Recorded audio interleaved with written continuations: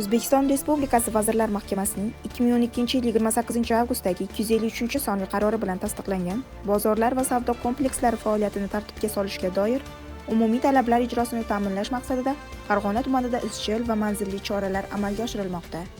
Xususan, tuman ichki ishlar bo'limi, favqulodda vaziyatlar bo'limi, ekologiya bo'limi hamda sanitariya-epidemiologik osoyishtalik va jamoat salomatligi bo'limining tegishli xulosalariga asosan Farg'ona tumani hokimining tegishli farmoyishi bilan Chimyon hududi markazida joylashgan Chimyon dehqon bozori faoliyatini vaqtincha to'xtatish to'g'risida qaror qabul qilindi. Mazkur qaror avvalo aholi va tadbirkorlar manfaatlarini, ularning xavfsizligi hamda qulayligini ta'minlashga qaratilgan.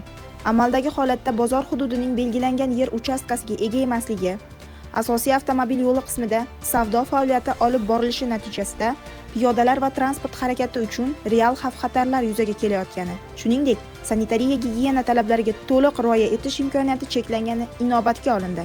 Shu munosabat bilan Chimyon dehqon bozori hududida faoliyat olib borayotgan barcha sotuvchilar uchun qulay, zamonaviy va xavfsiz sharoitlarga ega bo'lgan muqobil savdo maydoni tashkil etildi.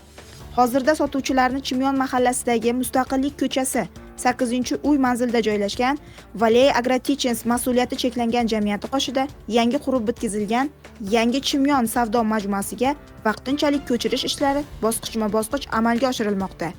Yangi Chimyon savdo majmuasida qishloq xo'jaligi oziq-ovqat mahsulotlari hamda ularni qayta ishlashdan olinadigan mahsulotlarning chakana savdosini yo'lga qo'yish uchun barcha zarur infratuzilma yaratilgan.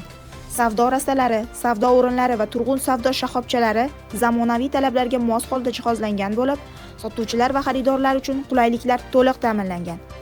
Mazkur chora-tadbirlar fuqarolarning xavfsiz harakatlanishini ta'minlash, savdo madaniyatini yuksaltirish hamda tadbirkorlik faoliyati uchun barqaror va qonuniy muhit yaratishga xizmat qiladi.